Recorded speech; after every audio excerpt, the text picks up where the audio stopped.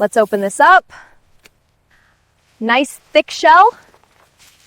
Clearing inside fast, almost empty. Let's reinforce the inside.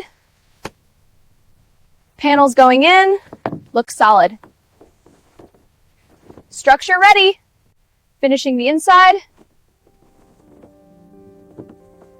Lights working perfectly. And bunker complete.